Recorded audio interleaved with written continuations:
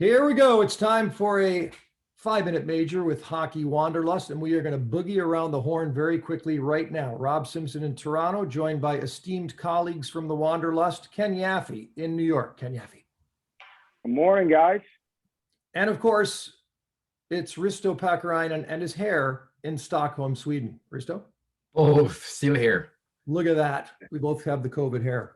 And our special guest today, Columbus, Ohio. He is the general manager of the Blue Jackets. He is Jarmo Kekäläinen. Jarmo, good morning. Good morning. No hairdo here. Or say very easy to maintain.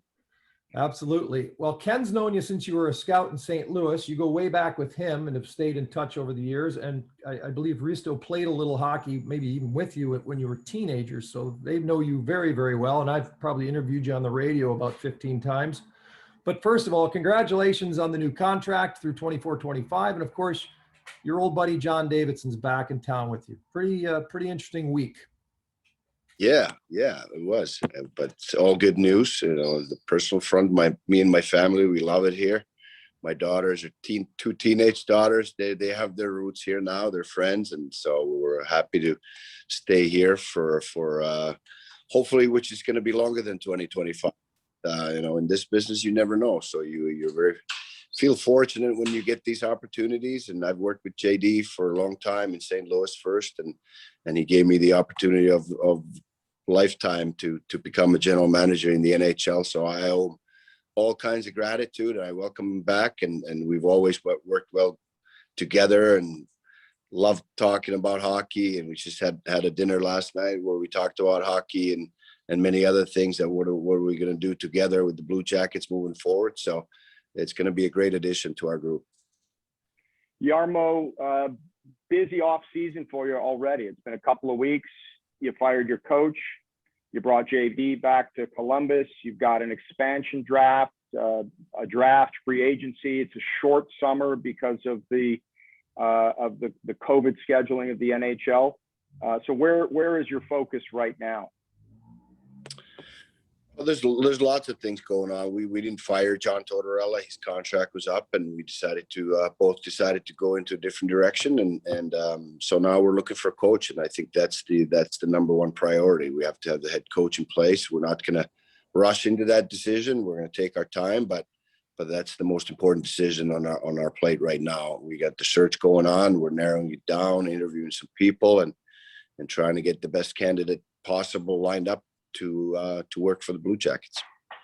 And after that, you know, the regular summer has moved a little bit because of the playoff schedule, and so we're going to prepare for the draft. We're still watching players for the draft as we speak. We just got finished watching the first period of USA Finland, and one of the top draft eligible players is playing for USA, Matt Beniers, and so we keep scouting and getting ready for the draft. And the free agency is going to be a little bit later this year because the draft is on the 23rd and 24th, and free agency opens after that. So everything kind of gets moved a little bit further into the summer. But other than that, it's pretty regular schedule as far as our off-season duties, and you know, it's exciting and you know, fills up most of the calendar.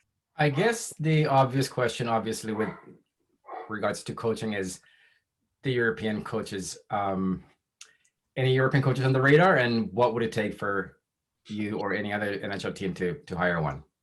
Well, I think there are a lot of great coaches in Europe, and I think they should get consideration for every job that's available in the hockey world. But from an organizational point of view, I think it always needs to be the right guy at the right time for the right opportunity. So if all those things fit, you know, I would never have any problem hiring a European coach.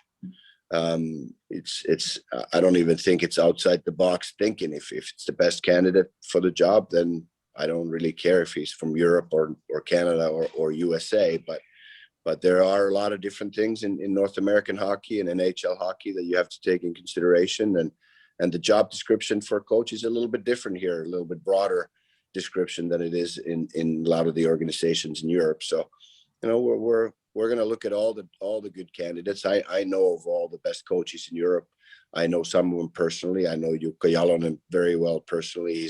He's a great coach and has won in a lot of different places and been successful everywhere he's basically gone. So definitely taking that into consideration. But again, we have to make the best decision for the Blue Jackets at this time and moving into the future. So a lot of different things to consider here, but they're definitely not out of sight, out of mind type of thing. Jarmo, you got Seth Jones for another year under contract, and that window is already open because the season has ended in terms of getting him signed. And is it unfair, or is there more focus on you and your team in terms of that time pressure based on player retention over recent years? Ryan Johansson leaves halfway through his fourth season. That's right after Torts took over.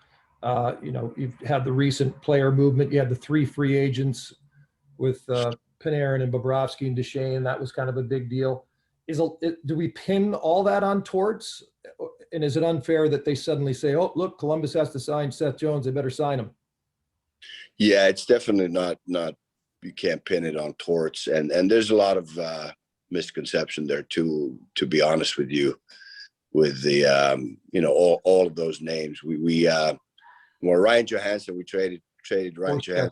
Yeah, that's gone. So that worked well for us. And when those 3 free agents left, and everybody's talking about how they left, and they always add Ryan Dzingel, who's a good player, on that list as well. Well, we really tried to sign Panarin, and I'll just leave it at that. And we did everything we could to try to sign him, and he had this mindset in going to New York. And as great of a city this is, we can't turn into New York or Manhattan and whatever the attraction there is. I love going to visit there too, but I love living here. But I think that we have all the ingredients. We've been doing a lot of winning. We have a great facility. We have a great city. We have an unbelievable fan base here. People have seen the excitement here when we've had success in the playoffs. When we beat Tampa Bay, this building was as loud as any building I've ever seen in my years in hockey, and I've been around quite a while now. Starting to feel old, but players are today's players, and maybe they're a little different than they were before. And then when they get that opportunity, they can choose wherever they want to go. You have to respect that too. Not that we won't try everything that we can to keep him when it's the type of player that we believe that will win the cup. We could win the cup with, but sometimes there's a little different picture out there in the public of the decisions that are being made. Sometimes it's the organization's decision, sometimes it's the player's decision, and the way we try to choose and sign our players, or which players are going to help us win the cup. Seth Jones is definitely one of them. He's a centerpiece of our team, and a great player who we've had now for 5.5 years, and he's been a big part of our success. Jarmo, I agree with all the things you said about Columbus. It seems like just yesterday, Columbus was coming in as an expansion team. Now we've seen the market grow up over a couple of decades and become a great hockey market with a tremendous and loyal fan base. I saw some comments from JD to that effect, and how excited he is to come back home in a way for him. Another expansion year this year, Seattle comes in. How do you prepare differently? What'd you learn maybe from Vegas in the expansion draft, and what kind of thoughts run through your mind as you face the next expansion draft? Well, I'm sure every team learned some lessons from Vegas expansion draft, and I think we had a terrible timing with where our players were as far as who needed to be protected and who was exempt and so forth. And now we're in a much better place with that. We have a lot of our young players are exempt, and we shouldn't really have a protection problem. I think that we'll probably go with 3 defensemen and 8 forwards and a goaltender. And a lot of people don't know that Elvis Merzlikins, for example, is exempt, so he does not need to be protected. And Korpisalo is the guy that we could protect, or whichever way we decide to go here. But Elvis Merzlikins doesn't need protection, so that gives us luxury. And I think we're in a good place. We're going to lose a good player. There's no way around it. But it's not like the last time. Talk a little bit about you, Jarmo, as someone who looked up to you as a slightly younger player way back when in the 80s. I know you're hockey lifer. You mentioned you're almost feeling to be a little old. You're almost a veteran GM now. What now? If you look back at your own career and compare it with the hockey today, what do you think? What is the biggest change for you? And do you ever realize that you can't change? You can't think the way you used to think as a player when you look at the game today? It's a great question. I think that just the wealth of knowledge that's around there with the way that the world has evolved with the internet and the Google. You know, if you're hungry for information, as I was as a young kid trying to be a better hockey player, there wasn't that much information around. You could go to the library and try to find some books to find some information on nutrition and training and this and that. Now all you have to do is Google it off your phone, and you get information in front of you. And you know, players use that for their development. They all have their skills coaches. They have their excuse me, nutritional advisors. They have their, you know, mental coaches and all these different things that they can use. Jarmo, we want to let you get back to the second period of USA Finland. You've got a couple boys over there, I think, at the Worlds. And do you stay in touch with the guys during that time, or that they're off doing their thing? No, they're doing their thing. You leave them alone during the tournament, but we'll be watching. Did you have a welcome to the NHL moment as a GM, like a moment when you walked into a GM's meeting or something that you realized, I am a GM now?